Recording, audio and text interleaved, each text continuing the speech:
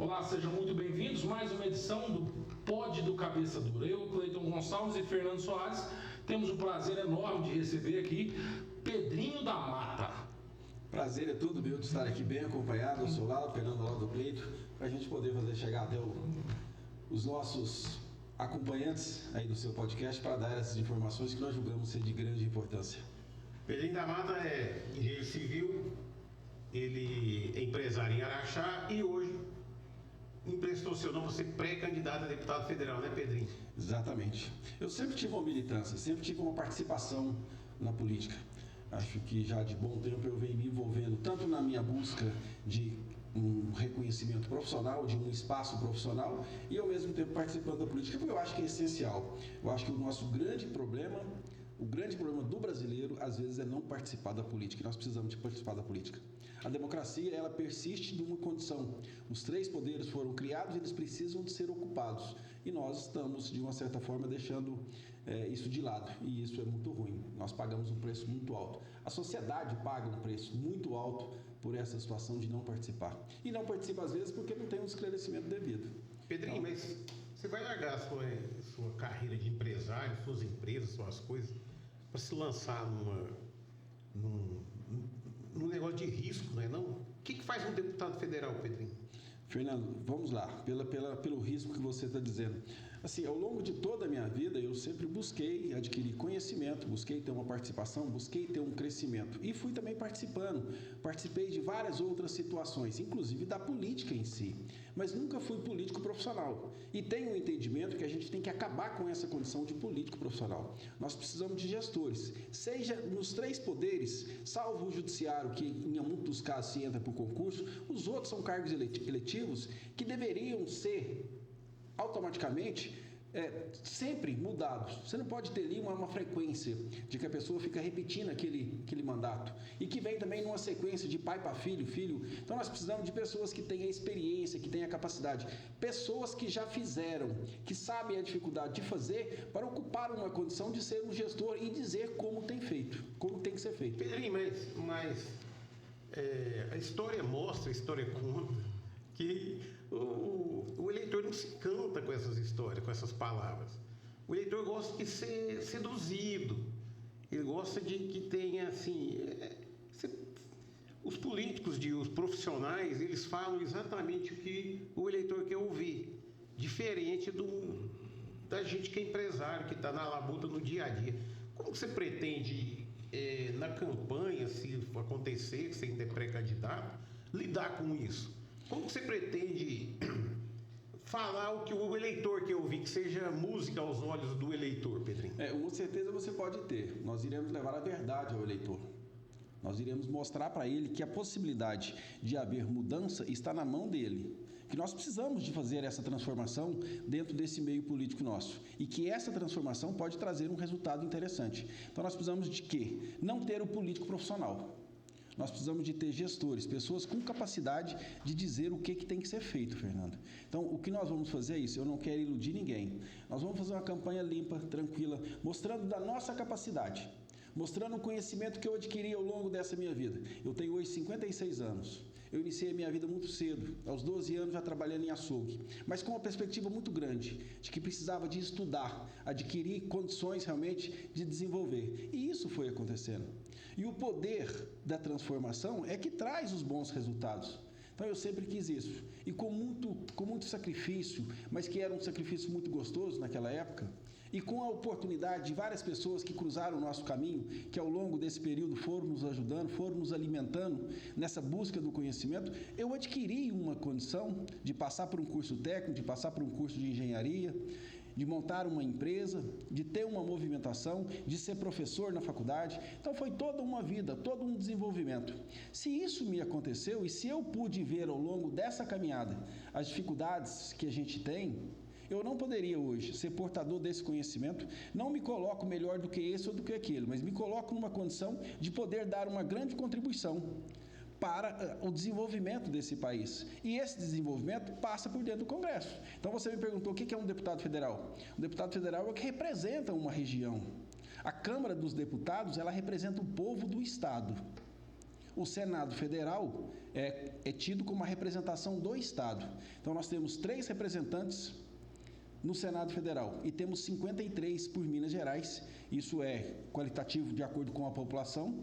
Minas Gerais tem 53 deputados lá, 53 representantes. Araxá não tem deputado. Nem Uberaba. E esse, Fernando, é o grande problema. Esse é o grande problema. Uberaba não tem um representante. E olha para você ver o colégio eleitoral de Uberaba. E nós estamos vendo o tanto que isso é ruim. Porque Uberaba está ficando distante da participação de quando da elaboração do Orçamento União da União, dizer o que precisa ser feito aqui para essa região. Da mesma forma, Araxá, que tem hoje uma potencialidade muito grande, tem um colégio eleitoral já muito alto, e tem também no seu entorno ali, o que antigamente o IBGE chamava da macro-região do Alto Paranaíba, congrega um número considerável de cidades e não tem uma representação, e nós estamos pagando um preço alto por isso, porque nós estamos ficando para trás, porque não tem desenvolvimento. E a gente está no eixo importante, né? Nós estamos no eixo entre Belo Horizonte e está aqui São Paulo, Brasília, Mato Grosso, nós está bem centralizado a nossa região. E na nossa região aqui tem poucos deputados, né? Se nós pegarmos aqui de Uberaba até Araxá, nós estamos sem uma representação. Patos de Minas tem uma representação de nível federal, mas esse entorno nosso aqui não tem. E nós não estamos tendo desenvolvimento. Se você pegar, você falou da 262, se pegar esse trecho da 262, olha a situação que é essa 262 aí, que foi feita a concessão dela há tantos anos e não foi feita a duplicação necessária que precisa ser feita. Foi feito um trecho que só para permitir que a empresa concessionária ali viesse a cobrar o pedágio. Mas assim, nós estamos... Tá tendo... Porque é assim, Pedrinho. A gente percebe todo ano eleitoral as promessas começam. Nós tivemos aqui, para a Prefeitura de Uberaba, uma situação gravíssima que era a questão de água.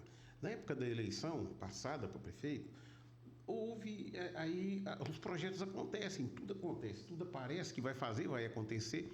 Acabou a eleição, já tem 2 anos, né? 2 anos.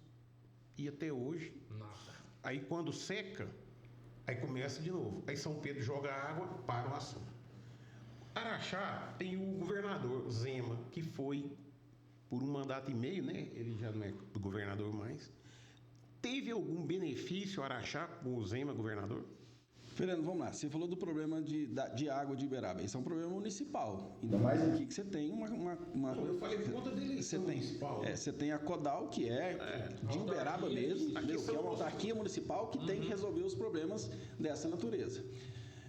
Aí você fala do Romeu Zema. O Romeu Zema, ele é de Araxá, entendeu? Um empresário de Araxá também, e esteve à frente do governo. Se você me perguntar qual que é, no meu ponto de vista, o desenvolvimento que o Estado teve, eu diria que nós tivemos, ao longo desses últimos mandatos aí, a melhor administração, em termos de administração coerente, de administração do recurso, pagando aquilo que deveria ser pago, otimizando as coisas da forma que precisavam ser otimizadas.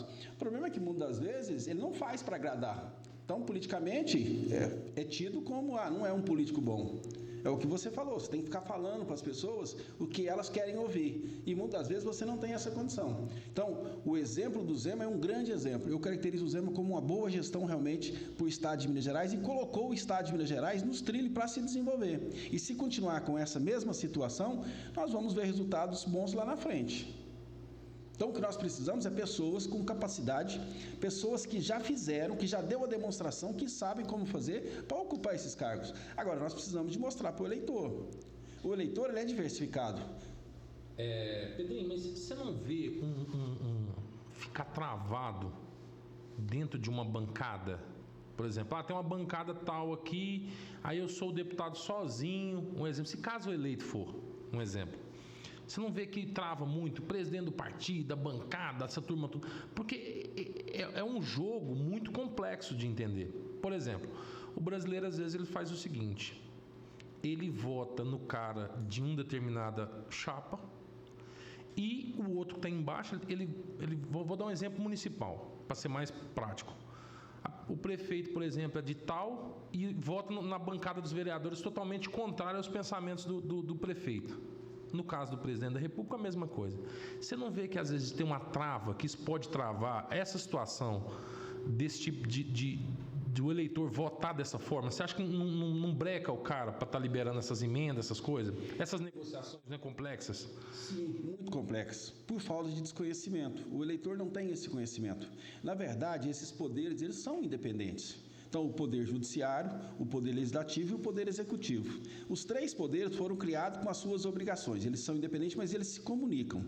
O que está mais próximo aqui, o legislativo com o executivo. Então, o executivo cabe a ele executar. Mas ele tem que promover o convencimento dentro daquilo ali, dentro da Câmara, para poder ter o seu segmento. Seja a nível municipal, seja a nível de Assembleia, seja a nível federal, essa é a mesma situação. Então, assim, o que precisa é as pessoas terem mais conhecimento, para quando da escolha do seu representante, observar qual que é o posicionamento que o seu representante está tendo lá dentro da Câmara dos Deputados. O que nós estamos dizendo aqui, nós estamos nos colocando como candidato. Estamos dizendo do nosso conhecimento, da nossa capacidade de agir e do nosso desenvolvimento, tendo essa oportunidade de estar lá dentro. Podem ter a certeza, os princípios básicos nós não vamos deixar de lado. Temos o conhecimento e a sabedoria de saber que as coisas precisam ser feitas. Precisamos de ter o lado social, precisamos ter o lado do desenvolvimento, precisamos ter a defesa daqueles que se colocam na condição de empreender, porque são os empreendedores que fazem com que esse país anda. O nosso agronegócio é pujante. Estamos aí diante de uma pequena crise, pequena não, que vai virar grande, crise que pode vir pela escassez do adubo. Mas o nosso agronegócio ele é muito importante. A nossa indústria, o nosso recurso mineral. Nós estamos numa região aqui, você falou da nossa região aqui, se for olhar, Araxá, nós temos 2 mineradoras dentro de Araxá que faz a exploração do fosfato, uma agora até paralisado, e faz a exploração também do minério do nióbio. E temos outra que está bem próxima que também faz a exploração do fosfato. Afora isso, nós temos a região aqui de Patrocínio também, que também tem essa condição de exploração. Então, assim, se nós não estamos desenvolvendo, nós estamos produzindo, nós estamos vendendo o nosso produto sem agregar valores, e isso traz uma grande dificuldade. Então, o que nós precisamos é ter pessoas que têm esse conhecimento para buscar esse desenvolvimento, porque nós não estamos desenvolvendo. E se formos falar da nossa região aí, e aí eu quero especificamente falar da região de Araxá, do nosso entorno ali, nós temos uma rodovia, a 146, que pega da 365, que liga Patos a Uberlândia, que vai até Araxá, e que ela teria como projetada para ter um segmento para chegar no sul de Minas. E ela está parada lá perto de Poços de Caldas. E depois que o ex-deputado, em memória hoje Araceli de Paula, depois que ele deixou de atuar, não se falou mais nessa rodovia. Ou seja, não vai falar mais. Nós temos outros trechos, nós temos a ligação de Araxá até Franca, que passa por Sacramento ali, que ficou tempos e tempos e tempos numa situação precária, agora que teve uma melhoria. Nós temos um trecho dessa mesma, a 428, que liga lá, que passa próximo do Poço do Chão ali, que tem uma saída que vai até Sacramento e que ninguém fala da necessidade de repente, ter uma pavimentação aquela nesse da Perdizinha? Aquela que passa na Perdizinha ou não? Não. Essa é lá em Sacramento, ela liga do Poço do Chão até Sacramento. Sim. Mas ali ela tem um pedaço que não é pavimentado, e ela sai ali para dentro e sai lá na Serra da Canastra, não é? Pois é, se você sequenciar nela ali, ela sai para a Serra da Canastra. Esse é um outro problema, um atrativo turístico muito grande que nós temos. Essa nossa região, ela é de um atrativo turístico enorme, nós não temos os investimentos. Hoje, se você estiver em Araxá, ou até mesmo Uberaba, se você estiver em Uberaba e quiser ir para a Serra da Canastra, você vai ter que ir por Sacramento aqui, e pegar aquele trecho de chão passando dentro da Serra da Canastra. Se você estiver em Araxá, se você quiser ir para a Serra da Canastra, você vai ter que, se você quiser ir só de asfalto, você vai ter que ir para 262, pegar sentido Bambuí, de Bambuí a Medeiros, de Medeiros a São Roque. Se você quiser economizar, você vai ter que ir para o Pratinha, de Pratinha a Medeiros. Aí esse trecho não está pavimentado. Então cria dificuldade de você ter essa exploração. E se você quiser ir por Tapira, você vai de Araxá a Tapira, que está pavimentado, e de Tapira até São Roque você não tem. E olha que essa Serra da Canastra é um atrativo turístico muito grande. Internacional. E olha que nós temos em Araxá é uma cidade de polo com uma capacidade altíssima para o turismo e não tem os investimentos necessários. Não tem o cuidado necessário como sendo uma cidade turística. Nós temos um grande hotel ali que é um ponto fantástico para congregar essa região, para desenvolver não só Araxá, mas desenvolver a região. E nós estamos ficando para trás em relação a isso. Os nossos municípios no entorno aqui estão crescendo crescendo, mas não estão desenvolvendo. Se você pegar Ibiá tem um trecho, quando você sai ali no sentido São Gotardo, que você passa numa ponte que ela é estreita. Por que Ibiá ainda não conseguiu fazer essa ponte lá da forma que precisa ser feita? Porque com um recurso dele próprio, muito difícil de se fazer. Isso precisa ser feito com recurso que venha da União. E como não tem representante na nossa região, não tem emenda que chega para cá. As emendas é um complemento. Nós temos que trabalhar e, quando da elaboração do orçamento união da União, colocar as nossas necessidades lá dentro, dizer que isso precisa. Então, nós precisamos de ter realmente voz firme lá dentro, de brigar por isso. Agora, se você ficar importando um representante de outra localidade, ele vai trazer uma emenda para você, que vai agradar o prefeito, que vai agradar uma comunidade ali fazendo alguma coisa pequena, mas é insuficiente. As grandes obras, elas precisam estar dentro do orçamento, elas precisam ser colocadas dentro do orçamento, porque todo o recurso da região, através do Pacto Federativo, que nós podemos chamar de Pacto da Maldade, é tão da maldade, porque está como causa pétrea na Constituição. Esse Pacto Federativo faz a arrecadação de todas as receitas ali, direcionadas para a União, e o presidente da República tem a caneta na mão para fazer o direcionamento. Para mandar para onde ele quiser. Para onde quiser. E aí acontece isso que a gente vê acontecer. O que aconteceu agora nos últimos momentos, próximo de eleição, veio aquela enxurrada de emendas. Para os coleguinhas. Então, para os coleguinhas. Estamos vendo aí que até o ex-deputado Eduardo Cunha, que não é mais deputado, e a emenda ela é prerrogativa do deputado em si, ele conseguiu fazer o direcionamento de emendas lá dentro. Então, assim, são coisas que... É absurdo, né? Se você for avaliar, realmente isso desestimula a gente querer participar de uma situação dessa. Mas ficar aqui, vendo que isso está acontecendo e não fazer nada, seria uma injustiça muito grande. É por isso que eu me coloco nessa condição de batalhar, de lutar. Sei que estou me colocando para um cargo em que eu vou desenvolver um trabalho que é um colegiado, mas que a minha voz vai estar presente nessas decisões. Se o povo nos der essa oportunidade, você pode ter a certeza que ele será ouvido, porque minha voz vai estar eloquente lá dentro. Ô Pedrinho, você tocou no assunto antes de falar das rodovias, que a nossa malha aqui é muito grande. De Minas Gerais é a maior do país. Né, assim, é o que tem mais estradas no país é o estado de Minas Gerais. Mas anterior a isso, você tinha falado sobre a questão das mineradoras, mas assim, dentro da questão das mineradoras, você falou antes sobre o agronegócio. É interessante salientar sobre a questão do agronegócio por o seguinte: a gente vê alguns rumores, mas nada que passou num jornal de grande escala. Então, eu acho que estão abafando, não estão falando que a gente está com um problema sério, que é essa problemática grande do fertilizante. Para muitas pessoas que não têm um conhecimento, é necessário que o enxofre chegue aqui em um custo, porque ele é a matriz vital e energética para a produção do fertilizante na nossa região. Então, nós vemos a planta de Tapira, do Araxá, a do lado de Patrocínio, Catalão e Uberaba. Aí eu faço uma ideia assim. O que eu ando vendo, mas eu não ando as pessoas falando assim, quem deveria estar falando sobre isso, que era um ministro da Agricultura, que é alguém assim dessa pegada mais lá em cima. Se for para ver praticamente uns 60%, 70% do fertilizante que é produzido aqui na nossa região, unificando até essa cidade de Goiás, lá o Catalão, isso aí dá margem para quase 70% da produção agrícola nossa, das principais commodities agrícolas, né? E eu não estou vendo uma preocupação em relação a esse custo elevado do enxofre e a chegada dele até aqui. Você acha, no seu ponto de vista, que tinha como o nosso governo estar batendo em cima disso aí? Porque o problema é assim, muita gente já comprou o fertilizante para a planta da agora, começa agora. Vai começar a plantar agora em setembro, outubro.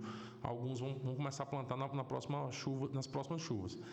Mas como se estratégia isso para o ano da frente? Como que isso vai acontecer? Você acha que a Mosaic está fazendo isso, fazendo um lobby para levar para os Estados Unidos e trazer o produto já pronto e quebrar a nossa matriz aqui? Você acha que do enxofre é um problema global?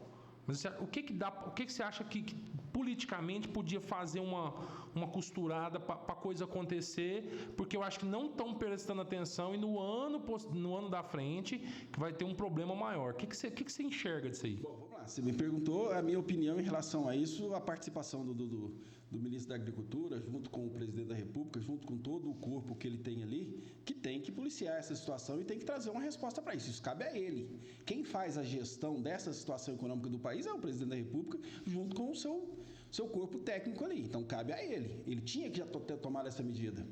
Em relação à Mosaic pode estar fazendo, acredito muito pouco provável isso.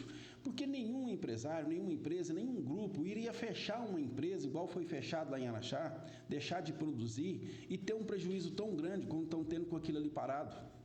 Então, é porque estava inviabilizado mesmo. Chegou... Em Araxá fechou. Está fechada. Mandou o pessoal embora e lacrou? Não lacrou porque ela está ainda industrializando aquilo de produto que já estava, que já tinha sido explorado e que estava dentro do seu retomador. Então ela está explorando esse. A hora que acabar com isso, ela vai acabar de entendeu? Então, se hoje ainda está vendo que lá no Araxá fazia esse tratamento da rocha e vinha a rocha aqui para, uma vez tratada, vinha aqui para Uberaba, que era industrializado e transformado em adubo aqui. A hora que acabar isso lá, vai deixar de vir. Então, assim. Que emprego tem lá, Pedrinho? A Mosaic, você sabe? Eu não sei de precisar, mas diretamente, deve que tinha você falou em torno de mais de 1.000 empregos, com certeza era isso, e mais os indiretos, né? Que você tem uma cadeia muito grande em relação a isso. E o grande problema é a falta do adubo que nós vamos ter, entendeu?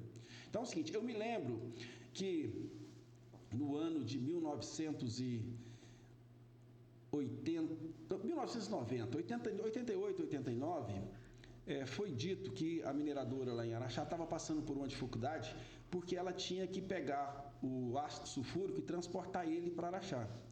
Então, na época, foi idealizada a construção de uma fábrica de ácido sulfúrico lá. Houve uma polêmica muito grande em relação a isso. Várias pessoas entendiam que eram contra aquilo. Entendeu? Que a fábrica era um negócio de risco, porque se falava fábrica de ácido sulfúrico, não, isso é um risco danado. Eu acho que é muito mais perigoso, e hoje, com uma cabeça técnica que eu tenho, eu vejo que é muito mais perigoso você transportar de uma cidade a outra o ácido sulfúrico do que ter uma fábrica que está totalmente monitorada ali. Então, assim, depois de muita situação de desgaste, de conversa, de situações, construíram a fábrica de ácido sulfúrico. Na época, a mineradora falava que se não construísse a fábrica de ácido sulfúrico lá, estava inviável a produção do fertilizante lá. Então, construíram a fábrica. Hoje, o grande problema é o enxofre para abastecer a fábrica de ácido sulfúrico, porque o ácido ele é base na industrialização da rocha. É ele que faz a rocha reagir e transformação da rocha in natura na condição de adubo. Então, isso está inviabilizando essa questão de preço. Então, eu acho que não está sendo maquiado, eu acho que é um grande problema e isso vai gerar um problema. Nós já tínhamos uma dificuldade que a gente não tinha, se você for conversar com os especialistas do agronegócio, eles vão dizer, a nossa insuficiência de adubo já era grande, porque a gente não conseguia. O país é um país muito rico em termos de produção, de capacidade de produzir. A gente sabe que o nosso produtor, ele tem passado por inúmeras dificuldades, porque ele está distanciado, porque o nosso gestor vê ele como uma pessoa que não é o responsável por desenvolvimento desse país, o que está totalmente errado, porque o agronegócio é base de tudo, é onde se produz os alimentos. É onde precisava realmente de ter uma atenção especial, porque além de nos alimentar, nós ainda estamos ainda exportando quantidades, porque tem países que não têm condição de produzir e que precisam importar, e nós estamos na condição de exportador. Então, esse país nosso é um país muito rico, é um país mal gerido, mas é um país rico. Pedrinho, e qual que é o seu partido que você está se lançando a pré-candidato? Hoje eu estou dentro do PSDB. Na minha vida, desde quando eu iniciei PSDB. Quando eu iniciei, eu estive dentro do PSDB. Eu tive um momento que eu saí do PSDB, porque foi me dada uma oportunidade de ir para um outro partido, de repente estar participando de uma eleição de nível de executivo em Araxá. Então eu fui colocado nesse partido, depois isso não vingou. Mas depois eu retornei ao PSDB. E hoje eu estou no PSDB. Pedrinho, vamos falar de fundo partidário. Como que funciona o fundo partidário que está destinando aí 4 bilhões, né? Os partidos. Como que você acredita que tem candidato que se aventura numa campanha política pensando nesse dinheiro? Lá, vamos por partes. Realmente, quando se fala isso, a gente até, você fica, quando nós falamos... Arrepiado, né, fica arrepiado, porque nós estamos falando das dificuldades das indústrias, aí você tem uma indústria dessa natureza, que tem tanto dinheiro. Agora, antes de falar para onde que esse dinheiro vai, como que esse dinheiro chega lá, Fernando? Como que há o fundo partidário? Acho que eu queria que o eleitor perguntasse, por que tem o fundo partidário? Quem que deu esse dinheiro para o governo distribuir entre os partidos? O povo. Os impostos que são cobrados. Havia uma... Não, mas a maior arrecadação do fundo partidário, ela sinceramente é dada... Esse dia eu estava num lugar fazendo um serviço aí, Aí o cara falou, não, eu não mexo com eleição, não voto, ninguém nem gosta de política. Eu vou lá e pago R$5 lá. Falei, ó, aquele dinheiro que vai pro fundo partidário. Aí você pega, por exemplo, só na eleição passada foi 32 milhões de eleitores que teve que pagar aquela multinha. Fora outros problemas que o cara não foi como mesário, etc e tal. Então, esse dinheiro é destinado ao fundo partidário. E a divisão dele é uma conta que é feita lá e o partido maior daquela região pega a fatia maior. Então, mesmo que o cara não vote e paga lá os 4 e pouquinho, 3 e pouquinho, não sei quanto que é o valor agora ao certo, é esse dinheiro que é destinado ao fundo partidário. Mas é muito pouco. É muito pouco o quê? Em relação ao que é destinado. Mas vai se juntando. Tudo bem. Exatamente, mas aí você vem com a outra parte seguinte, que quem vota, qual que é o fundo partidário? O próprio Congresso que vota. O próprio Congresso ensinou que um percentual tem que ser destinado ao fundo partidário e que esse fundo partidário tem que ser dividido entre os partidos, de acordo com os números. Não é igual, é referente aos números, né? De acordo com o número de cadeiras que cada partido tem dentro do Congresso, seja de deputado federal e de senador. Então, quanto mais o partido tem lá dentro, maior é o fundo partidário dele. E regional também é dessa forma. Por exemplo, quanto mais voto aquele partido teve naquela região, ele recebe a fatiazinha dele aqui embaixo maior do que um partido que não teve quase votos. Aí isso está dentro do que é destinado. Você tem o fundo partidário, então o partido tem a representação dele lá dentro do Congresso, do país inteiro. Aí ele tem um valor de fundo partidário. Esse valor de fundo partidário vai ser dividido entre os estados, entre os números de candidatos. Aí tem uma proporção, exatamente. Não chega no município. Isso fica tudo na mão do presidente estadual do partido. Entendeu? Do presidente nacional para os presidentes estadual. E eles fazem a distribuição. A lei fala que um percentual desse fundo partidário tem que ser destinado às mulheres. Isso para criar um incentivo realmente das mulheres virem a ser candidatas. Então, hoje a mulher tem um peso alto em relação a isso. Agora, você me perguntou, esse dinheiro chega? Por todas as vezes que eu já fui candidato, eu nunca fiz uso de nenhum centavo de fundo partidário. E se você me perguntar, mas você está sendo candidato agora? Eu estou querendo e vou buscar uma condição de ter esse fundo partidário, porque parte desse fundo partidário, porque eu preciso fazer a campanha. E a campanha ela tem custo. E eu tenho que buscar, eu sei que é um custo muito alto e eu tenho que buscar uma condição. É claro, vai ter o recurso próprio meu que eu vou ter que colocar ali, vai ter aquilo que nós vamos pedir para os amigos, vamos ter que, a lei permite isso, nós vamos ter, porque a única forma, você tem gasto, não tem jeito. Eu saí de Araxá hoje e vim aqui para participar com vocês. Agradeço, muito obrigado, uma grande oportunidade. Estou tendo isso aqui como um lançamento meu de campanha, como uma grande oportunidade de desencadear esse processo. Mas eu tive um gasto, eu gastei combustível para vir aqui, eu gastei meu tempo para vir aqui. Tem o pedágio também. Tem o pedágio também. Então, a gente tem esse gasto, não tem como falar que não tem gasto. Eu não estou dizendo que eu vou investir agora para depois ter um salário. Graças a Deus, hoje eu posso dizer que ao longo dos meus 56 anos de idade, eu dei conta de fazer minha vida. Hoje, junto com os nossos parceiros lá, junto com os meus sobrinhos que ajudam a tocar as empresas, nós temos hoje uma condição de trabalho muito boa. Se eu estou me colocando nessa condição, não é na busca de ter um salário como político, não é na busca de ter um status como político, é na busca de usar o meu conhecimento em prol de defender aquilo que eu entendo que é necessário para que outras pessoas continuem desenvolvendo também, para que outras pessoas como eu, que lá atrás tinha um sonho, possa ver que isso pode acontecer. Porque o fundo partidário, a ideia inicial dele era tirar os empresários da jogada, né? Não foi assim? Mas é como...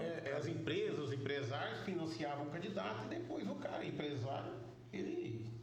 Mas a ideia aqui no Brasil... A ideia inicial era essa, né? É igual o IPVA. Qualquer ideia do IPVA. Você paga o IPVA lá para dar manutenção nas vias. Nas vias. Aí o que acontece? O que é frustrante hoje? Você paga o IPVA, paga o pedágio, paga o full flow, paga não sei o quê, e a rodovia continua ruim.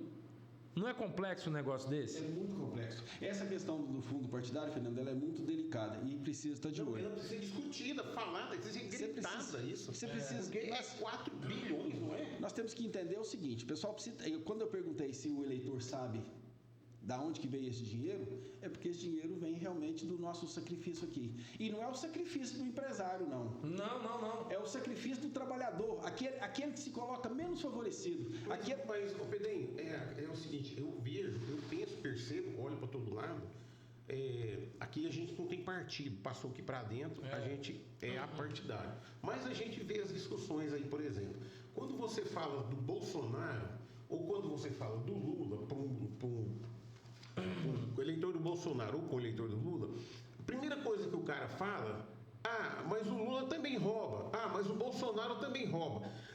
A ideia do cara é que ele pode roubar. O brasileiro não tem a ideia de que aquele dinheiro é dele. Ele acha que porque o outro rouba, porque um rouba, o outro também pode. Então, aí o que acontece? O fundo partidário é um negócio escandaloso. Para onde vai esse dinheiro? Como que esse dinheiro é? E tem que prestar conta, Pedrinho? Tem que prestar conta. E como que distribui isso para o candidato? Aí é uma questão, esse recurso ele fica lá e vem para a mão do presidente do partido. Né? Ele é que vai distribuir. Eu posso te garantir. O partido em Minas. Exatamente. Eu posso te garantir. Por exemplo, Minas tem 1.000 candidatos. Ele recebeu 1 milhão. Ele dividiu 1 milhão para 1.000, é isso? Não, é dividido assim, ó. Ele é regional. Aí, por exemplo, o presidente do partido tem o federal, o regional. Vamos supor que no Uberaba tem um partido aqui, o partido do Pedrinho tem aqui no Uberaba. Aí vem uma quantidade que é dividida aqui, não é assim que funciona? Eles vão pelo seguinte: o partido tem que ter candidato. Sim. O que faz o partido eleger um deputado é ele tendo os candidatos. Então, por exemplo, nós temos hoje 53 cadeiras de deputado federal lá na Assembleia. Cada partido vai lançar 53 deputados. Que é a cota máxima. Eles têm que lançar 53 deputados. Desses 53...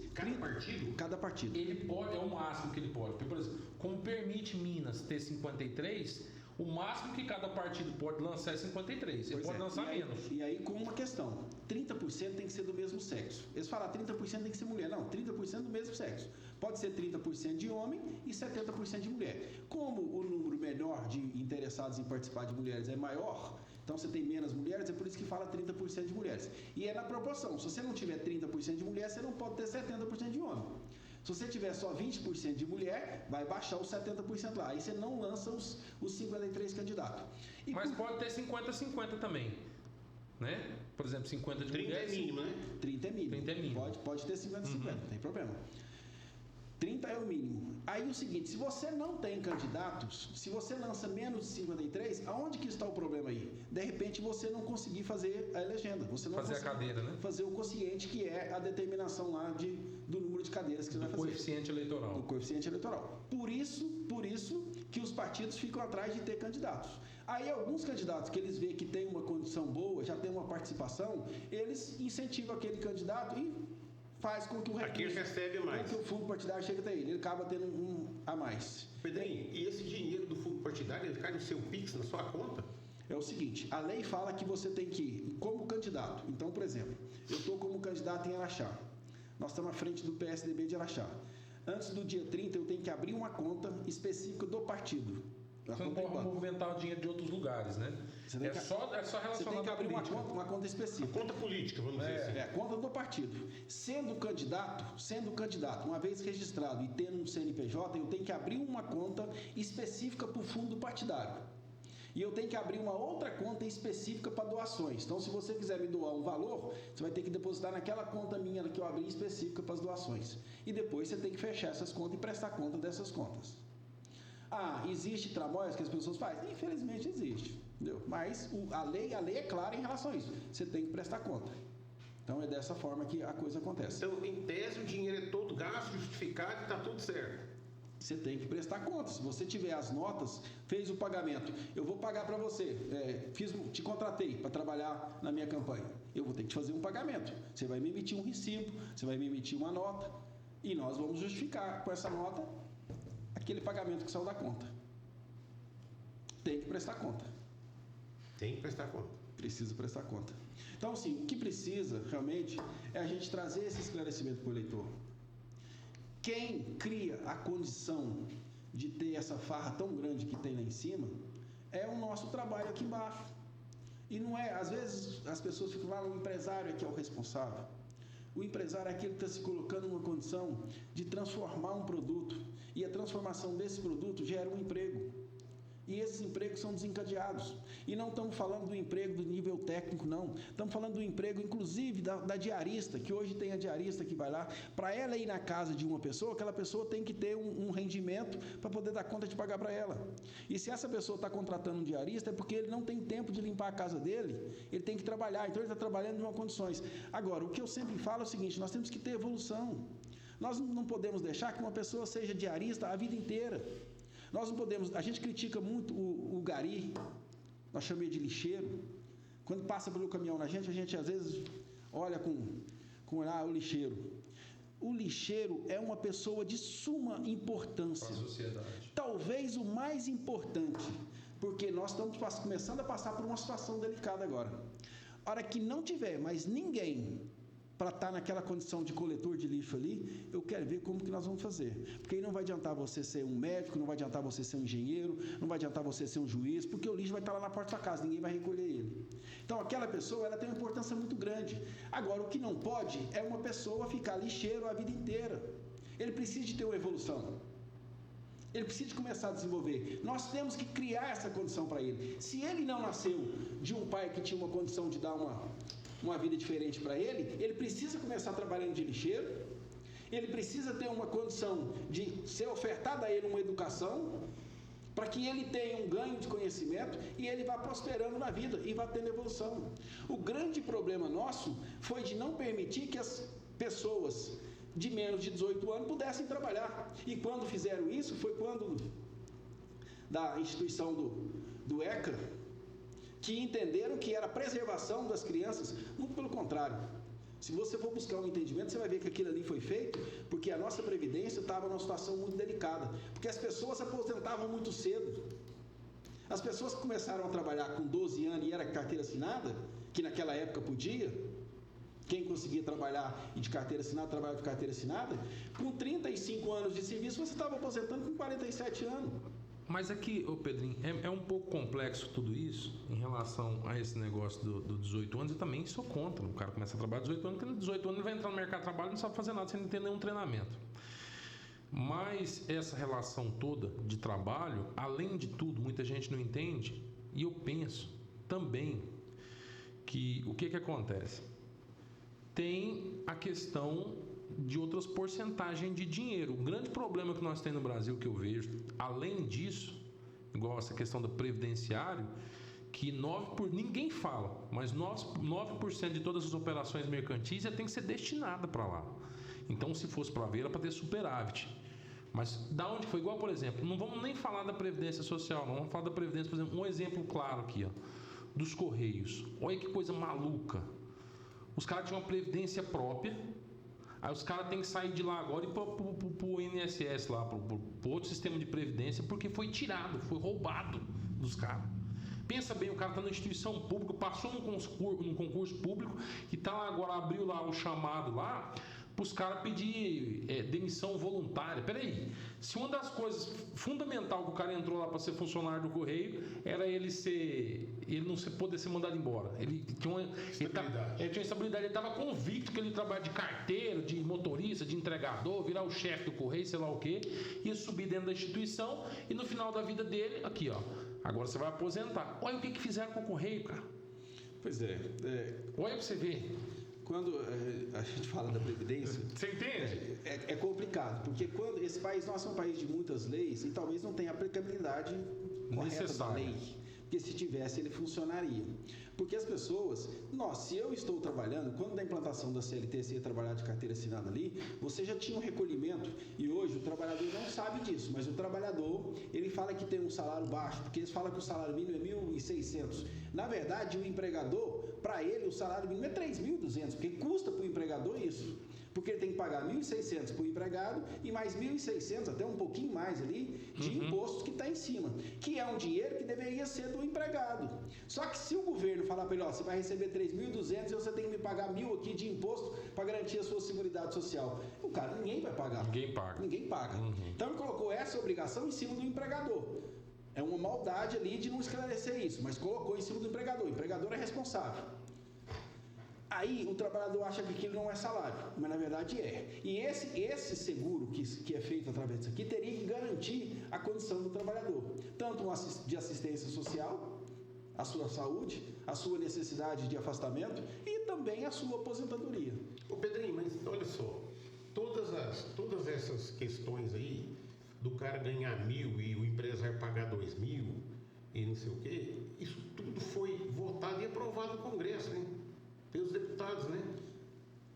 Aí Aí você me perguntou o que é ser um deputado. Aí agora você está me dizendo que eles que votam. Então, Exatamente isso, Fernando. A gente tá é isso que nós temos que mostrar para o nosso eleitor. Eleitor, você está escolhendo alguém que depois vai te trair lá dentro porque vai votar contra você. É igualzinho nós estamos agora nessa escala que está sendo transformada, que nós estamos na escala de 6:1, que está mudando para 5:2, sem dar os devidos esclarecimentos. E em muitos dos casos, a gente sabe que na verdade é como se fosse uma escala de 5:2. Na nossa área da indústria da construção civil, a gente trabalha quase que na escala de 5:2, porque nós trabalhamos de segunda a quinta, das 7 às 17, a sexta, das 7 às 16, perfazendo as 44 horas semanais. Não se tem a necessidade de trabalhar no sábado.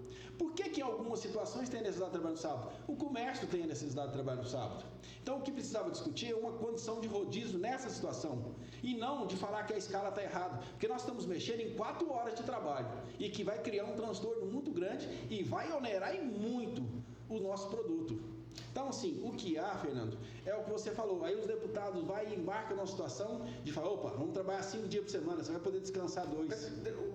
Os deputados trabalham 3, na verdade, está na 4/3. Depende, né? Depende. Eles chegam segunda, eles chegam Na Copa, teve cara que foi embora, fecharam tudo lá. Mas peraí, olha só, tudo que está acontecendo, a gente está vendo, está tendo uma discussão aí, a gente vê toda hora em rede social o assombro e a preocupação e o estresse que está dando a tal da reforma tributária. Aí começa toda essa corrente nas redes sociais, de um monte de gente que não sabe o que está falando, a gente não sabe nem quem acreditar. Mas essa reforma tributária que está sendo alardeada aí, que está sendo falada, que está sendo discutida, foi votada no Congresso pelos deputados que a gente elegeu. Não foi? Os caras não foram lá e votou tudo, aquele negócio todo, tudo aquilo lá. Pois e aí, que é isso que eu estava te falando, Pedrinho. O deputado, ele ganha a eleição. A hora que o cara cai lá dentro, primeira coisa, ele sabe que ninguém vai vigiar ele. Ninguém sabe quem vai votar. Não, e outra coisa, até porque tem um negócio interessante. Você tinha falado que era 53 aqui por Minas Gerais, né? Acho que São Paulo é mais, o Rio é mais, não sei. Tem uma quantidade... É mais, é de acordo com a quantidade de eleitor, a quantidade de pessoas... não é o tamanho territorial, mas sim a quantidade de pessoas que moram naquele estado que determina a quantidade. Você sabe que uma vez eu andei pesquisando sobre uns deputados, sabe o que os caras fazem? Quando tem uma emenda, por exemplo, tem que ser votada aqui beirando de nós, o cara daqui, eu já vi isso acontecer, deputado aqui do Belaba, viu? Aí o cara faz o seguinte, vai lá, porque lá eles fazem as bancadas, né? Eles separam lá as comissão. Aí o cara, em vez de votar um negócio pra cá, ele pega um cara lá do Vale do Jequitinhonha, um deputado lá que foi eleito lá pelo Vale do Jequitinhonha, ou vai nessa sessão aqui que eu vou para aquela dele para me esconder, para mim não votar. E é uma quantidade tão grande de gente que você tem que vigiar, nós como eleitor, até que eu vejo assim, que o cara não consegue. Além de você não conseguir ver o que o cara realmente está fazendo, porque às vezes ele faz, tem o cara que se esconde, né? E fala, não, eu vou votar um trem lá para uma rodovia lá para o Vale do Jequitinhonha na comissão tal lá, e essa comissão aqui, o cara vem para cá para nós se proteger de certa forma, para o eleitor regional dele não saber o que ele fez. Teve eleitor aqui que falava do cara assim, mas ficou muito bravo com o cara daqui da nossa cidade. Pois é, então daí a grande importância do eleitor acompanhar em relação àquele que ele escolhe como representante. É muito importante que o eleitor tenha conhecimento de quem que ele está votando e qual que vai ser o desenvolvimento, qual que vai ser a atuação desse parlamentar lá dentro. Por exemplo, Uberaba. Uberaba é uma cidade, é uma região que não pode ficar sem ter um representante. Então, acho que a população de Uberaba precisa se concentrar, entender quem que é o representante local aqui, quem que é a pessoa que tem conhecimento aqui, entendeu? Da região de Uberaba aqui, votar nessa pessoa e participar junto com ela lá. Da mesma forma que é o que eu estou falando. A minha região lá de Araxá, entendeu?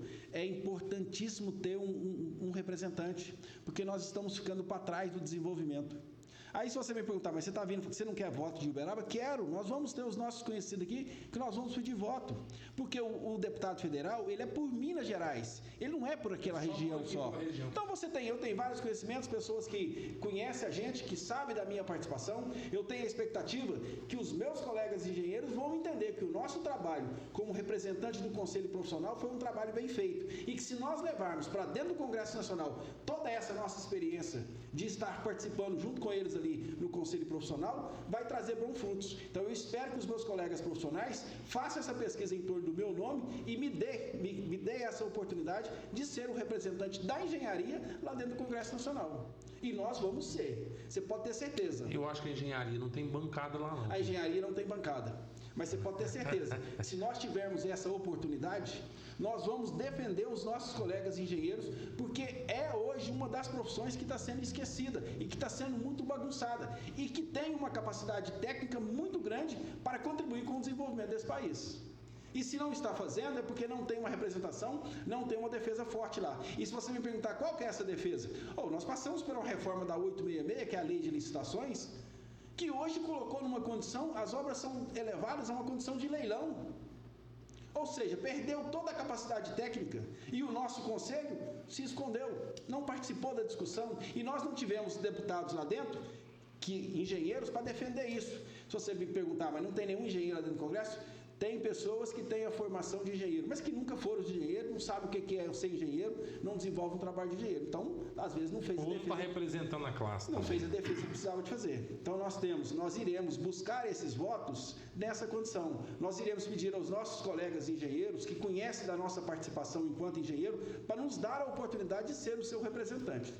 Assim como nós iremos dizer para a nossa região lá, que nós temos o conhecimento necessário, que nós queremos muito trabalhar pela região. Não é trabalhar pela região no sentido de desenvolver o Pedrinho, é trabalhar para a região, criando condições para aquelas pessoas menos favorecidas que estão ali, mas que querem desenvolver, consigam enxergar e achar o caminho certo para buscar esse desenvolvimento. Então, é isso que nós queremos. Pedrinho, outro assunto, acho que espinhoso até, o protagonismo do judiciário. A gente está vendo aí um monte de problema, a gente está vendo um monte de conversa, a gente vê assunto e toda hora tem uma história, né? Que o fulano está envolvido, mas os deputados e os senadores todos têm rabo preso, por isso que não vota, por isso que não faz, porque isso não acontece. E vai passando, o dinheiro vai sumindo, os caras numas histórias cabeludas demais da conta. E parece, pelas conversas, pelo que não acontece, que realmente tem alguma coisa que os caras estão presos. Como que chegou nessa situação? Você imagina que só com a renovação do Congresso isso muda? Você acha que os caras têm que ser isentos? O que você pensa disso? Por exemplo, você ganhou amanhã, você é deputado federal, Pedrinho. O que você acha que acontece lá, na verdade, no caso tiver que votar alguma coisa com relação ao ministro, por exemplo? Tá, vamos por partes para nós entender quando você fala dessa bagunça do judiciário. Realmente a gente tem que admitir que nós estamos vivendo um dos piores momentos. Acho que quando da definição dos 3 poderes lá, o judiciário tinha uma capacidade que ele era o supremo. Quando a gente tinha algum problema, se for cometido uma injustiça aqui, eu corrijo ela lá em cima, porque o judiciário vai fazer a correção devida, porque eles tinham um olhar apurado. Essa era a função do judiciário. Só que o judiciário, nessa condição de indicação de ministros, a gente foi vendo que foram indicados ministros que estavam não comprometidos com o zelo de resolver a questão da forma que ela teria que resolver tecnicamente. Aplicando a Constituição. Foram colocadas pessoas que iam resolver de acordo com o que aquele que me indicou está pedindo para que seja assim. E aí as injustiças começaram a acontecer. Nós estamos vendo que as instâncias, elas estão sendo todas bagunçadas. A gente tinha o judiciário em primeira instância, que desenvolvia um trabalho, você tinha o judiciário de segunda instância, que desenvolvia outro trabalho, e você tinha o Supremo, que estava ali para corrigir alguma imperfeição constitucional ao longo desse deslize aqui. Hoje não está assim mais. Então isso está ruim, está muito ruim e perdeu toda a credibilidade. Nós não temos, infelizmente tem que dizer isso, nós não temos credibilidade. E está faltando os órgãos constituídos, de repente, ir lá e fazer uma grande defesa. Eu tinha uma grande admiração, eu sou bacharel em Direito, não sou advogado, mas tinha uma grande admiração pela OAB.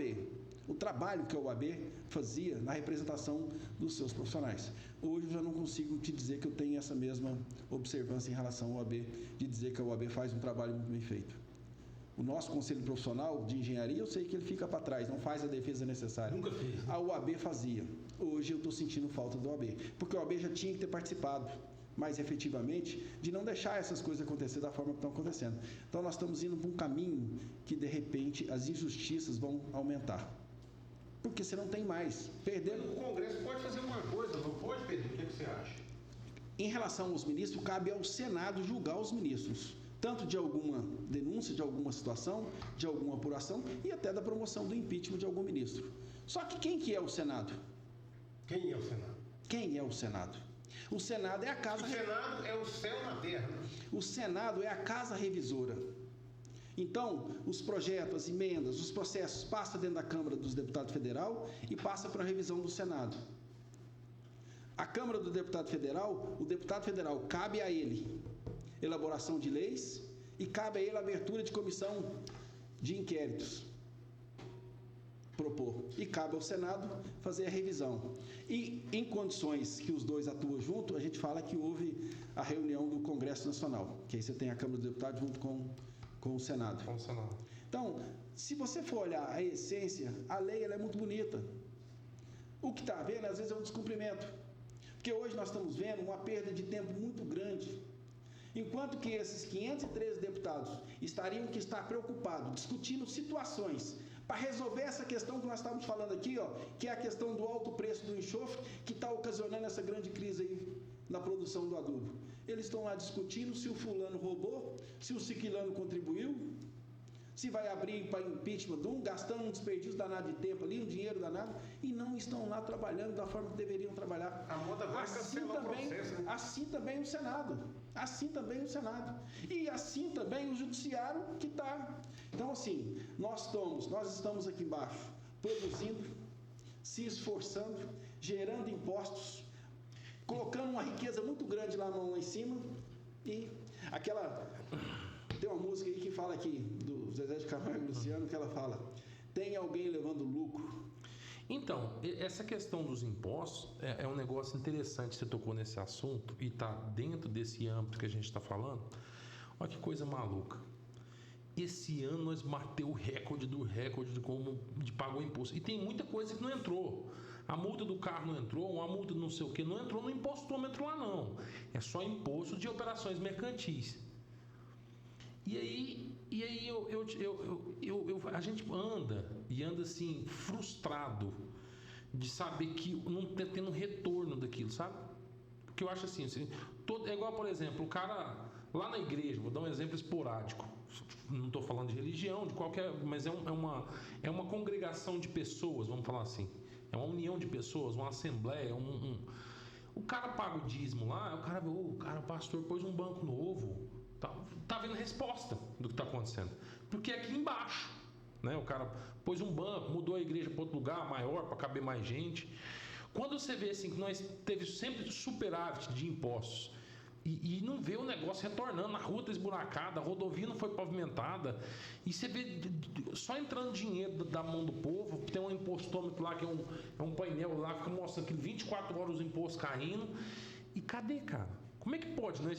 Desde lá de trás, quando gerava pouco imposto, que o país era menor, agora o país cresceu, paga muito imposto o povo, e você não vê o retorno. É um negócio frustrante. Sem dúvida, Cleide. Isso é que precisa. Eu falei do Pacto Federativo. Então, o Pacto Federativo reúne essas arrecadações direcionadas. Algumas são municipais. Eu poderia te falar aqui, você sabe quanto que gera de receita, de multa, na cidade de Uberaba, multa desses radares municipais que tem aí? Esse aqui é grande. Você sabe quanto que gera no recurso da COSIP, que traz a iluminação obrigação pública do município? Quem vai poder responder isso? Quem fala? E aonde está aí na aplicação desse recurso? Agora, a nível de união, toda essa movimentação ela vai para cima. E às vezes eu quero falar, mas não volta. Ela volta através de uma emenda. Se você não tiver essa representação para brigar por uma grande obra aqui, para colocar aquilo dentro do orçamento lá... É um negócio complexo. É muito complexo e volta através dessas emendas que há essa distribuição. Então, o governo está com um projeto interessante que ele precisa ser votado na Câmara dos Deputados. Ele vai fazer a repartição. Eu tenho tantos bilhões ali para dividir em emenda. É o que nós vimos agora, né, recentemente, dessa enxurrada de emendas que chegaram aí para N situações. Tem emenda que não tinha nem deputado, era a secretária que estava lá que chegava a caneta para cima e liberava as emendas para sair. Exatamente. Então, assim, eu não estou querendo responsabilizar o povo disso, mas o povo, o eleitor, ele tem na mão uma arma muito poderosa que é o voto dele. Por mais que seja um voto, não desperdice seu voto, não. Procure saber em quem você vai votar. Não vote em alguém porque alguém te deu alguma coisa. Não vote em alguém porque alguém foi lá e te convenceu. Vote nele porque ele é bom. Porque aquela pessoa que está convencendo dessa forma, ele vai tirar um benefício depois. Então procure escolher, procure analisar o passado de um candidato. Ver a capacidade dele, o conhecimento dele. Porque esse candidato pode trazer uma grande contribuição. Nós estamos pagando um alto preço dessa situação toda desgovernada que está aí, porque nós estamos colocando, é o que eu falei. São de sempre, né? Tem alguém colhendo fruto, tem alguém tirando lucro, tem alguém colhendo fruto sem saber o que é plantar. Ô, Pedrinho, um assunto pertinente também que a gente fica olhando, saindo um pouco do âmbito da política, mas tudo está influenciado dentro da política, às vezes a população não enxerga dessa forma. Está acontecendo um movimento global aí sobre a questão da sucessão, é um dos problemas. Um outro problema grande também é o seguinte: em todo o departamento que você vai, está todo mundo falando sobre a questão da mão de obra. Sabe, o cara falando da mão de obra, não tem pedreiro que presta mais, o cara não vem, não sei o quê, ele não quer saber daquilo, não tem um carpinteiro, não é o pedreiro, o carpinteiro, é toda a mão de obra. O que se dá no seu entendimento, nos seus 50 e poucos anos, o que se dá isso? Você acha que isso é governança, é falta de investimento em curso técnico, é um problema de educação, de sociedade? Como você enxerga isso aí? Isso é governança, isso é a inoperância dos nossos órgãos, entendeu? Das nossas associações, dos nossos conselhos, porque eles deixaram que isso acontecesse dessa forma. Hoje, um pedreiro, a nível de sindicato, está tido lá como R$1.800, R$1.900, R$2.000. Não vou te precisar certinho quanto que é. O salário de um pedreiro, R$2.000. O cara sabe que ele tem uma capacidade produtiva boa. Então, o que ele prefere? Ao invés de trabalhar registrado, ele prefere trabalhar de outra forma. Ele prefere ficar como autônomo. Mete um MEI lá e mete o pau. Quando instituíram o MEI, ainda foi bom. Mas o MEI é limitado, né? Não, é limitado, mas dá uma condição da pessoa trabalhar.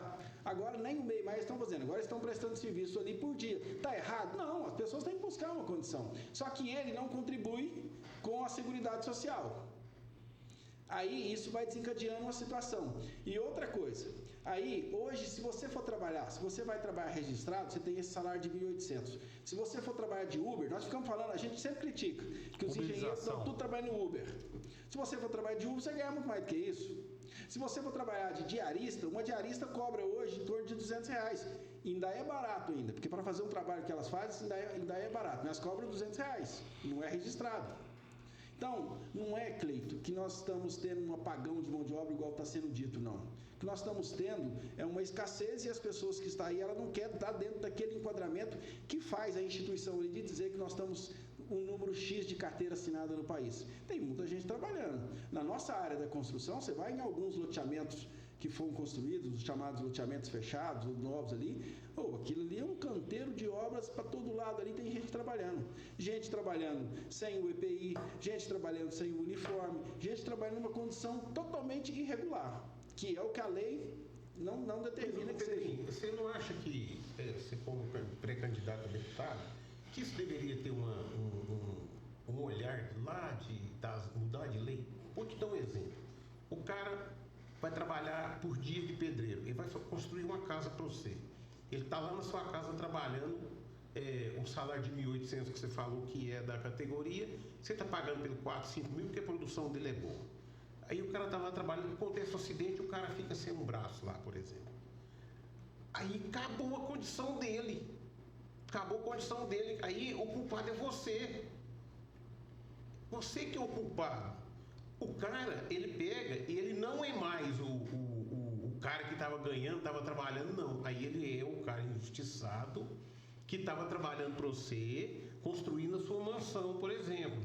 Agora, isso daí é um negócio, é uma via que só... É uma estrada que só tem uma via. Ela só vai no cara, só vai no patrão. Porque quando o cara está trabalhando, na verdade, ele está ganhando 1.800 de carteira assinada, ele está ganhando 5 mil, por exemplo, que é o que mais está tendo por aí, nessa condição de pedreiro, você consegue. Tenta contratar um pedreiro de carteira assinada, você não acha. Mas o cara, por conta, está aí toda hora. Se ele se acidentar lá na sua obra, você é culpado. Isso aí não deveria ser uma mudança de lei? Os deputados lá, que eles devem ter casa, devem construir casa também. Será que os caras não pensam em mudar um negócio desse? Isso não deveria ser um negócio a nível de Congresso? Não, gente, vamos flexibilizar isso daí. Porque é um negócio, ô Pedrinho, que você sabe muito bem, é um negócio assim, enquanto tá tudo bem, tá tudo bem. Deu um problema com o cara, aí você se torna culpado e o cara se torna... Chicote canta. Pois é, Não é? nós falamos agora há pouco a respeito do grande problema do judiciário, que é o órgão que deveria analisar essa situação. Se você deu causa da situação, você deveria realmente ser responsável por ela. Se você não cuidou do seu empregado da forma que deveria cuidar, você deveria ser responsável. E hoje nós estamos vendo que a gente tem uma carga alta, porque a gente tem que ter todas as análises de risco, ter todos os EPIs para ele, e mesmo assim, depois você ainda é condenado. Então, de uma forma injusta. Porque o correto seria, se ele pagou, se ele está registrado, se ele está segurado, é o seguro dele cobrir ele. Só que hoje a gente está vendo que não é assim. Infelizmente, a indústria da construção civil virou hoje uma grande condição realmente de ter essas situações que a gente entende aí que há uma justiça muito grande sobre o empregador. Porque todo cara que você falar para ele, olha, sem carteira assinada, você vai ganhar 5 mil, com carteira assinada você vai ganhar 1.800, o cara não vai assinar carteira. Ó, a alteração da NR1 agora trouxe mais um grande problema, que responsabilizou o empregador pelo risco psicossocial. É complicado isso aí. É muito delicado. É um negócio o seguinte, o cara tem um problema pessoal. Ele trazer o problema pessoal para dentro do trabalho dele, como é que faz um negócio desse? Então quer dizer então que essa uberização, por exemplo, o cara está no Uber, no iFood e tal, nesse aplicativo, e vai falar que então, não, eu estou aqui e agora o culpado é ele porque eu estou nessa situação? O problema é que pode sair, você falou de dentro da casa, ele vem para dentro da empresa com um problema. Pode ser o contrário. Ele pode promover um problema lá na casa dele e dizer que aquilo foi um distúrbio adquirido lá dentro da empresa. Ou vice-versa. Ou vice-versa, que fez ocasionar a situação. Então, assim, não é que o empregador não tem que ser responsável, não. Não estou querendo aqui dar uma de bonzinho, não. Mas tem que ser analisada a situação. Mas isso é votar no Congresso, não é? Sim. E quem vota? Deputado. E quem são os deputados? A gente que É a voz elege. do povo. Aí o povo precisa realmente escolher um deputado e participar junto com esse deputado. Mas acontece, Pedrinho, que eu estava te falando desde o início. Se você falar, por exemplo, por que que um deputado vota num projeto desse? Porque ele tem interesse, Fernando. Porque às vezes, por exemplo, essa Sim, condição, então... essa condição do risco psicossocial, essa condição da mudança da escala, ou isso aí as pessoas veem isso como um ganho. E aí o deputado vai e pega carona nisso e diz, não, eu sou a favor aqui, escala 5-2. Gente, nós temos que entender o seguinte, o trabalho social precisa de existir. Não adianta a gente querer dizer que nós não vamos ter um trabalho social, porque precisa de ter. Nós temos inúmeras pessoas com grandes necessidades que precisam ser sustentadas por uma condição. Ô Pedrinho, esse dia eu tive numa obra aí, e tava um negócio, os caras falando, passei na obra, o cara falando um negócio que é o seguinte, assim, falou, rapaz, antigamente, os caras davam empreita pra gente, ó, fez essa parede, vai embora, pôs isso, faz aquilo outro, tal, vai embora, e que você ganha o resto da semana, 2 dias, tantas horas extras lá no papel. E esse negócio agora acabou, cara. O cara tá lá assim e fala assim, ó, nós trabalhamos das 7 às 5, das 7 às 4, indiferente da escala. E parece que existe uma escassez muito grande que o cara não tem vontade de falar assim, cara, por que eu vou mexer com isso aqui? Eu trabalho de tal hora e não rende. Eu acho que um dos maiores problemas que nós está tendo de tudo, com todo, nessa condição, é um problema econômico, uma escassez de economia. Acho que o poder de compra está muito difícil, as coisas estão sendo muito pesadas para a população brasileira, de um modo geral, tanto rico, pobre, todo mundo do mesmo problema. E aí eu acho que toda vez que tem esse problema de uma economia ruim, começa a coxar. O cara que fazia uma mansão, 2, 3 mansões, faz uma. E vende aquela, vive daquele dinheiro, você não está tendo obra, não tem obra federal, não tem obra estadual, não tem nada. E o que tem está tudo parado, está estagnado. O nosso custo de produção hoje ele é muito alto. Por que ele é muito alto? Porque o imposto em cima dele é muito grande. Então, hoje as dificuldades elas são... Nós estávamos falando do agronegócio.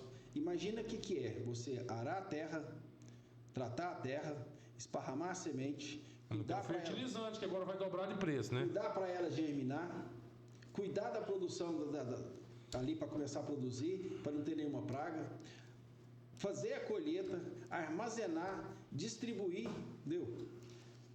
Olha o risco que você tem e você entra sozinho nessa e ainda entra com o governo de parceiro. Então, em todos os segmentos, há uma dificuldade muito grande e um custo muito alto, porque o governo, ele quer arrecadar em todos os sentidos, para ter essa farra que nós falamos desse grande volume de dinheiro que está lá no Congresso e que volta dessa forma aí, e que muitas vezes o deputado chega aqui e fala: eu estou trazendo uma emenda, eu estou destinando, eu estou doando, eu estou trazendo um recurso, como se fosse um dinheiro dele. Aquele dinheiro é fruto de um imposto do trabalhador. Ele só coordenou para ele chegar. Exatamente. Então, assim, o que na verdade a gente precisa de levar é esclarecimento, é dotar o nosso eleitor de mais conhecimento. Acho que tem muitos, a gente não pode generalizar aqui, nós temos muitos políticos bons, mas tem muitos ruins. Então, se o eleitor começar a ter um olhar mais apurado, nós vamos conseguir melhorar essa condição de representantes nossos. E esses representantes nossos, uma vez ciente de que o pessoal está cobrando, aí a coisa vai acontecer. Porque o mesmo pessoal que coloca, se quiser tirar, pode.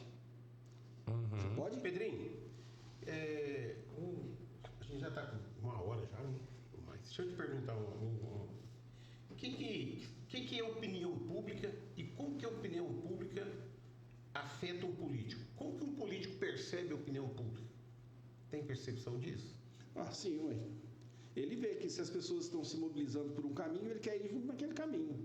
Ele vê que é melhor eu dizer que a escala 5:2 aí ela é excelente, porque o pessoal está entendendo que é excelente. Mas aonde que está a opinião pública? Como que o político percebe, por exemplo, a minha opinião? Como que é percebido isso pelo político? Um cara que está lá em cima, o deputado está lá, vai ter uma votação da escala 6:1. Como que o cara percebe que aquilo ali vai influenciar em voto? Como que isso acontece?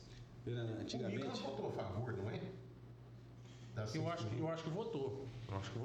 Fernando, Isso aí não teve assim, por exemplo, não teve o cara de esquerda e direita. A maioria de esquerda, mas teve um monte de gente de direita que foi também, não teve isso. Porque não teve... o negócio da escala 6:1, eu vi uma história que é o seguinte, o cara falou assim, se eu votar contra, eu vou ser explorado politicamente, que eu fui contra o trabalhador. O cara, isso aí é percebido pelo político, Pedrinho? O seguinte, ele vê a movimentação e vai no sentido que pode lhe trazer fruto a ele. A gente viu por longos anos que a gente era motivado, entendeu? Pela imprensa televisiva e a radiovisual também, né? Agora tem as redes sociais, né? Agora tem as redes sociais, agora tem os influenciadores. Então, é o seguinte, nós estamos, vamos até falar disso, tem pessoas que conseguem, em um processo de ser candidato e de ter uma votação astronômica. Expressiva, né? Expressiva. Por quê? Porque ele tem uma rede social ali bem feita, que as pessoas seguiram ele, entendeu? E embarcam junto. Então, é o seguinte, é a motivação, são essas... Por isso que assim, o ideal é nós dizer ao eleitor: analise, olhe para o candidato, porque ele está tentando te convencer de uma forma, mas não seja convencido da forma que ele está querendo te convencer. Se convença de que ele é um bom candidato pela capacidade dele. É isso que nós entendemos que tem que acontecer. Porque senão, se deixar, o político profissional, ele vai ir justamente de uma forma que ele vai dizer... Não sai, né? O cara não sai. Né? Não sai. Ele vai dizer aquilo ali que agrada e a população vai embarcar atrás. É o que vai acontecer. Então eles são muito suscetíveis à opinião pública hoje, né? As redes sociais. Eu acho que ficou mais fácil para os caras agora, né? Mais fácil? Eu acho que ficou mais fácil para eles saber como é que tá o esquema do povo. Eu acho que tá mais fácil do que no passado, porque no passado não tinha rede social, né?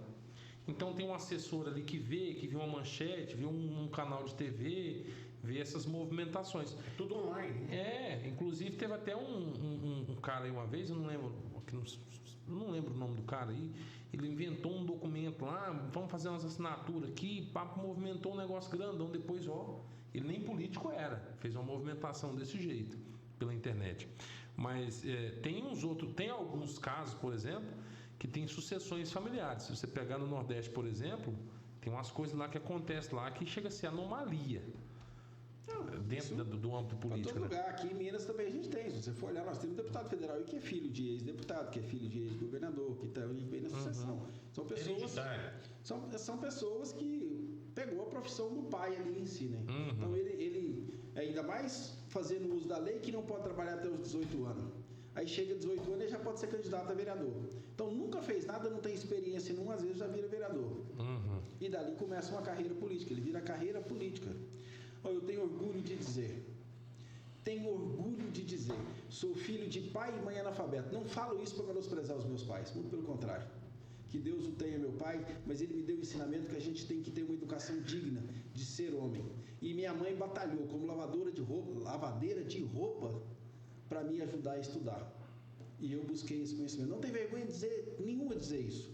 Comecei a trabalhar cedo. Aos 12 anos já fui trabalhar em açougue. Trabalhava numa loja de confecções. Hoje seu pai estava preso, Pedro. Dali eu fui trabalhar em açougue. E de açougue a gente conseguiu desenvolver. Não tem vergonha nenhuma de dizer isso. Mas todo esse trabalho, ele foi me dando conhecimento, foi me dando capacidade. A gente precisa desenvolver. Você não pode ficar estagnado.